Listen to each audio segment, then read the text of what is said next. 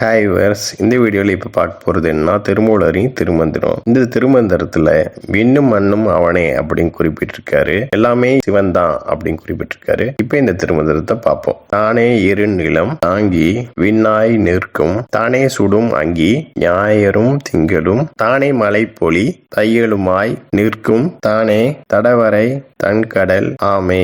இப்ப இந்த பாடலுக்கான பொருள் பார்ப்போம். தானே இரு நிலம் தாங்கி விண்ணாய் நிற்கும் அப்படின்னா அவன் தான் நம்மள நிலமாய் இருந்து தாங்கி நிக்கிறான். விரிஞ்சு நிக்கிற வானமாவும் இருக்கிறவன் அவன் தான். நிலமும் வானமுமாய் இது ரெண்டுமாய் இருக்கிறவன் அவன் தான். தானே சுடும் அங்கி அப்படின்னா அவன் தான் சுடக்கூடிய அக்னி, அதாவது அங்கினா நெருப்புன்னு அர்த்தம். ஞாயிறும் திங்களும் அப்படின்னா சூரியனும் சந்திரனும் அவன் தான். தானே மலை பொலி தையலுமாய் நிற்கும் அப்படின்னா அவனை தான் மழை பொழியக்கூடிய அன்னையும், அதாவது தையல்னா பெண்ணுன்னு அர்த்தம். மழை பொழியக்கூடிய பெண்ணா இருக்கிறவனும் அவன் தான். தானே தடவரை தன்கடல் ஆமே.